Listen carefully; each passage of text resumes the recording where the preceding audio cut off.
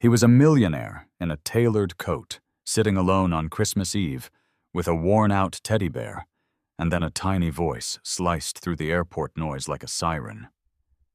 "Mister, are you lost too?" São Paulo's international terminal was packed shoulder to shoulder, the loudspeakers spitting out delays and gate changes while exhausted travelers dragged carry-ons and stared at their phones. In the middle of all that chaos sat Ethan Cross, perfectly still, near a window, as if motion itself might crack him open. Beside his polished dress shoes and leather briefcase, the teddy bear looked out of place, old stitching one-button eye slightly crooked. Ethan kept it close anyway, his fingers resting on it like it was the last thread connecting him to a life he no longer talked about. That's when Lily appeared no more than 5 cheeks pink from the cold air conditioning, wearing a knitted cat hat and hugging a small backpack to her chest. She tilted her head, studying Ethan like she could see right through the expensive suit. "I can help you find your mommy," she said, calm and certain, like this was the simplest problem in the world. Ethan's throat tightened. He almost said, "I'm not lost." But the word wouldn't come.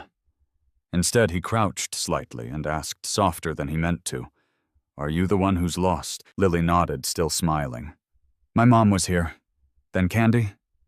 And she disappeared. Ethan should have called security. He should have followed protocol. But Lily held out her pink-gloved hand, pure trust, no hesitation. Ethan stared at that small hand, then at the battered teddy bear, and something in him shifted. He stood, took her hand, and said, "Okay, let's find her together." Lily didn't walk like a lost child. She walked like a tiny detective with a mission tugging Ethan Cross through the terminal, as if she'd done this 100 times. The crowds parted in waves, holiday travelers rushing carts, squeaking coffee, spilling, yet Lily kept her chin up, scanning faces with serious little eyes. "First, the candy store," she announced, pulling him toward a row of glittery shop windows drenched in Christmas decorations. "That's where I saw the gummy bears. My mom lets me have the red ones." Her voice stayed bright, like fear was something other kids carried, not her. Ethan followed quiet and steady, his long stride slowing to match her short steps. He felt people watching, some smiling, some suspicious, because a man in a sharp suit holding hands with a 5-year-old always looks like a story waiting to happen. But Ethan didn't care. For the first time in years, he wasn't thinking about meetings or money or deadlines. He was listening. Really listening. Lily talked non-stop. "My mom has hair like sunshine," she explained. "And she wears glasses when she writes.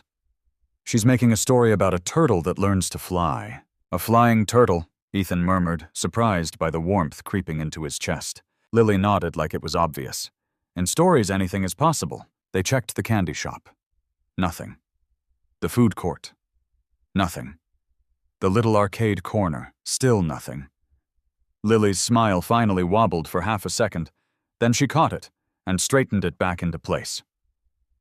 "Maybe she's looking for me too," she said, thinking hard. "And we keep missing each other." Maybe Ethan answered gently, kneeling beside her, so his voice didn't feel bigger than her bravery. As they stood, an airport employee slowed down, eyes narrowing at the sight of them. "Sir," he asked carefully, "is that your daughter?" Ethan hesitated, logic screaming, "Say no. Follow protocol." But Lily looked up at him with pure trust, like he was the safest thing in this whole chaotic building. Ethan's throat tightened. "Yes," he said softly. "We're just trying to find her mother." A few minutes later, the airport intercom crackled to life, one of those flat, robotic announcements that usually blends into the noise. But this time it landed like a lightning strike. The message described a missing little girl, curly brown hair, red coat, cat-shaped backpack. A nearby flight attendant turned her head eyes flicking from the ceiling speaker to Lily's face, then to Ethan Cross's hand wrapped around hers. "I think they're talking about her," the attendant said gently. "Come with me." Lily's eyes lit up like Christmas lights. She squeezed Ethan's fingers harder and whispered triumphant, "See, I told you the magic would work." Ethan didn't know what to say to that word magic because his life had been built on numbers, contracts, and certainty. But as they followed the attendant through a short corridor toward the security desk, he felt something shift in his chest, like a locked door loosening. Lily hummed under her breath, badly off-key, a child's version of Silent Night. And Ethan realized with a strange ache that he recognized the melody. Then they turned the corner. A woman stood at the counter gripping her purse strap so tightly her knuckles had gone pale. Her blonde hair was messy from running, her cheeks flushed not from cold, but from fear she was trying to hide. The second Lily saw her, she broke free with a squeal. "Mom." Mara dropped to her knees and caught Lily in a crushing hug, as if the world might steal her again if she blinked. "Oh, baby, are you okay? Are you okay?" she kept whispering, laughing and crying at the same time. Ethan stopped a few steps back, suddenly unsure where to put his hands, his heart thumping like he'd done something dangerous. He started to edge away quietly, politely, planning to disappear before anyone asked questions. But Mara looked up, eyes shining, and her voice cut through him. "Wait," she said. "You brought her back." Mara rose slowly, still holding Lily like she was afraid the air itself might steal her again. Her eyes stayed locked on Ethan Cross, sharp, grateful, and trembling around the edges. "Thank you," she said, and it wasn't the polite kind people toss out like spare change. It was the kind that comes from the bottom of your ribs. Ethan tried to shrug it off. "She did most of the work," he murmured. "I just kept her company." But Lily, now safe and glowing, reached into Ethan's side without asking, like she'd known him forever, and pulled out the worn teddy bear he'd been guarding in silence. The bear dangled from her small fingers, stitched ear loose, button eye crooked. Mara's gaze snapped to it, and her expression changed. Not curiosity, recognition. The kind that doesn't need an explanation. "Sweetheart," Mara asked carefully, "where did you get that?" Lily hugged it to her chest. "It was in his bag," she said, matter-of-factly. He looked lonely. "So I borrowed it." Ethan's mouth opened, then closed again. He didn't correct her. He didn't reach for the bear. He just stood there, suddenly exposed in a way money and suits couldn't cover. Mara's eyes softened.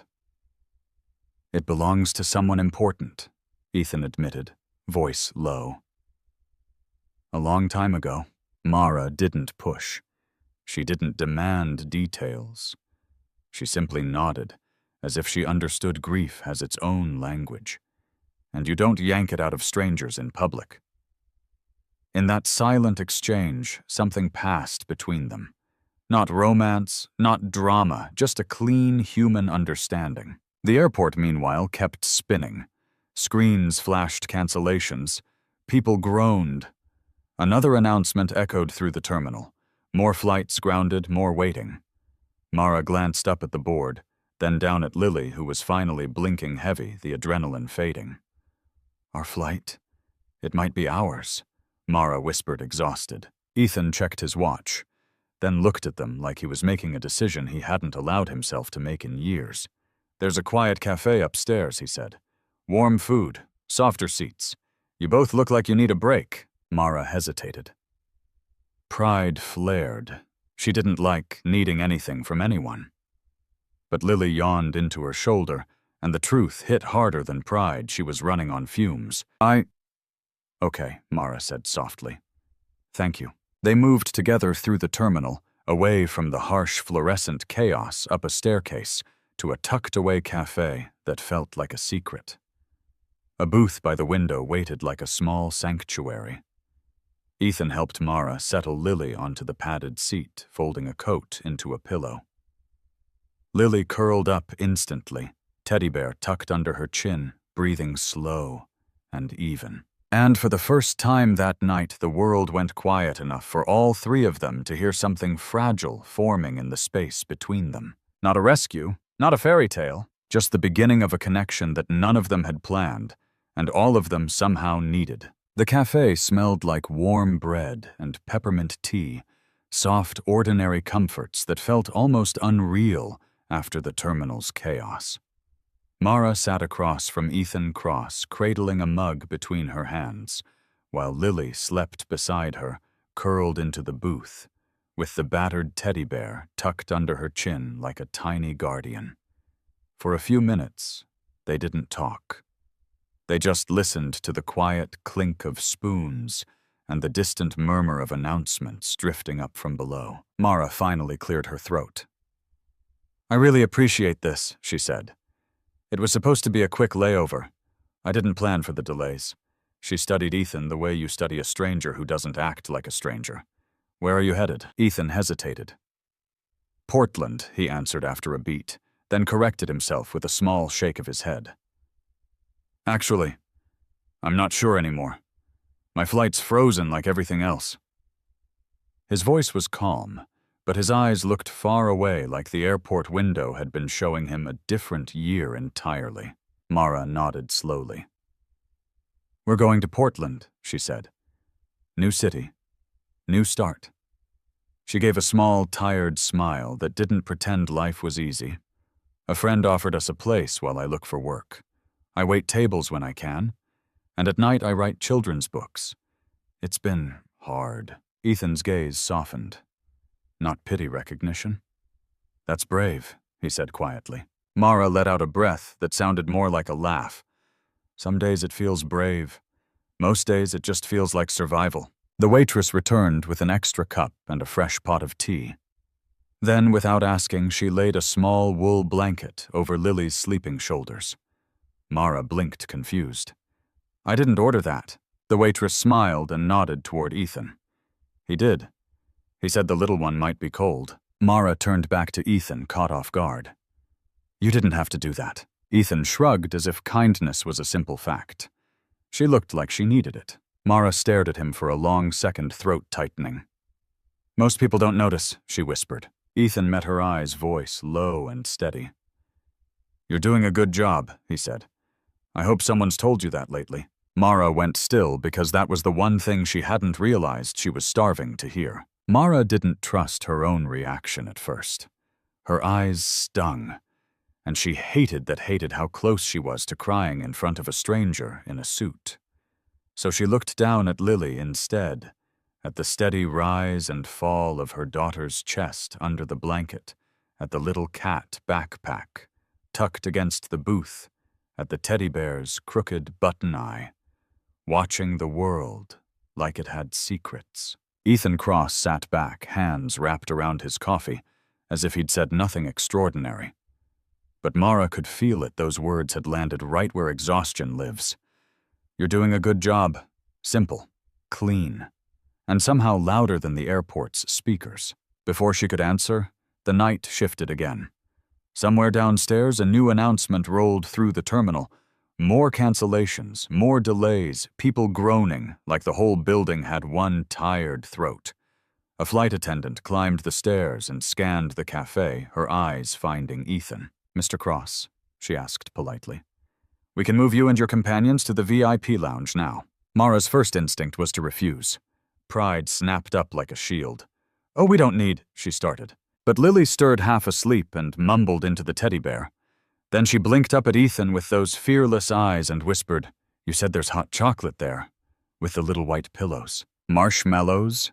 Ethan corrected softly, a real smile flickering for the first time. "Yes, I checked." Mara looked between them. Her daughter who trusted goodness like it was a fact, and this man who kept offering kindness without collecting anything in return. She exhaled. "Okay," she said quietly. For her, the VIP lounge felt like a different planet. Warm lighting, soft chairs, calm voices, food laid out neatly, like the world wasn't falling apart outside the glass. Lily's eyes widened at the snack table like she'd discovered treasure. Ethan handled the check-in with the staff, while Mara helped Lily out of her coat, still trying to understand how a random Christmas Eve disaster had turned into this. They settled near the windows where the storm still painted the runway in white. Ethan opened his laptop out of habit, tapped out a few emails, then paused as Lily returned carrying a cheap plastic checkers board like it was a crown. "We play," she declared, slamming it onto the table. "And whoever loses has to tell a real secret." Mara groaned, smiling despite herself. "Careful, she always wins." Ethan closed his laptop fully deliberately and set it aside like he was choosing a different life for the next few minutes. "Then I accept," he said, rolling up his sleeves. "But if I lose, you'd better be ready for the truth." Lily wiped the floor with him. Not once, twice. Ethan Cross played well, too. He set traps, tried to lure her pieces, even leaned in with that calm executive focus, like the board was a negotiation table. But Lily's tongue peeked out at the corner of her mouth, her little fingers moving with ruthless precision. When she captured his last checker, she sat back like a queen. "I win," she announced. "Now you tell a real secret." Mara covered her smile with her hand, half embarrassed, half amused. Ethan let out a short laugh, warm, surprised, like it had been sitting in his chest for years waiting for permission. "All right," he said, surrendering with theatrical seriousness. "When I was your age, I hid cookies under my bed. So many that my mom found an entire army of ants having a banquet." Lily squealed. Mara laughed out loud, the kind of laugh that shakes the rust off your ribs. The second round started with Mara joining in, and somehow it didn't feel strange, 3 people in a VIP lounge stuck in a storm building a small island of normal. Lily won again, of course, and Mara sighed dramatically. "Fine. My secret," she said, eyes softening. "I used to be scared to fly." Lily blinked. "But we fly all the time." Mara shrugged, voice quieter now. "Yeah. I learned that being scared and being stuck can feel like the same thing." The words hung there longer than she expected. Ethan didn't rush to fill the silence. He just watched her like he understood more than she'd said. The next game never finished. Lily's eyelids started to droop. Her head tipped against the couch cushion. Mara draped her coat over her daughter with practiced tenderness, smoothing curls off Lily's forehead. Ethan stayed still, staring at them, like he was looking at something holy and unfamiliar. Then Lily stirred, half asleep, rummaged in her little cat backpack, and pulled out a crumbling homemade cookie wrapped in tissue paper. She placed it in Ethan's palm with sleepy ceremony. "I saved it for you," she mumbled. "Mom says good things should be shared." Ethan stared at the broken cookie like it weighed 1,000 pounds. He didn't eat it. He folded the tissue carefully and slipped it into a small compartment inside his leather wallet. An artifact, a promise, a reminder that kindness can be real. A staff member approached later with an update flights might resume in a few hours. Mara's posture straightened, that familiar brace returning life, always moving, always leaving.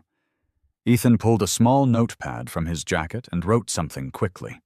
He tore off the paper and handed it to her without drama. An email address, and beneath it in neat letters the title of the children's book she'd mentioned. Mara looked up stunned. He remembered. Ethan's voice stayed low. "In case Lily wants a rematch someday," he said, and Mara realized something she hadn't felt in a long time, seen, not saved. Seen. Morning came slowly, like the airport itself was exhausted. The storm outside had finally eased, and the loudspeakers still droning carried a different kind of message now. Boarding gates, reopening flights, inching back to life. In the VIP lounge, Ethan Cross stood by the tall windows with a paper cup of coffee, watching the runway lights blink through thinning snow. He looked the same sharp jaw, calm posture, but something inside him had shifted. He wasn't hiding behind his laptop anymore. He was waiting. Then the announcement hit Flight 828 to Portland. boarding immediately at gate 17. Mara's body went still. She checked the ticket like she didn't trust the universe. It was theirs. Lily blinked awake under Ethan's jacket, rubbing her eyes, hair a mess, still clutching the teddy bear like it had always belonged to her. Mara started fastening Lily's coat button by button, with the quiet hesitation of someone who knows every button can feel like a goodbye. She turned to Ethan, voice small but steady. "I'm not good at saying the right things," she admitted. "But thank you for seeing us, for being kind without asking for anything." Ethan shook his head slowly. "You never needed saving, Mara," he said. "But it was good to walk beside you for a while." Lily tugged his sleeve, serious as a judge. "Will you be on the same flight next Christmas?" she asked, eyes wide and hopeful. Ethan smiled soft, not quite reaching his eyes. "I'll try," he said, and crouched to her level. "Thank you for letting me play checkers, and for the cookie." Lily didn't answer with words. She threw her arms around his neck in a fierce hug, the kind kids give when they mean it with their whole body. Ethan closed his eyes for half a second and held her carefully like she was something fragile and sacred. They left for gate 17 and disappeared into the boarding crowd. Ethan didn't follow.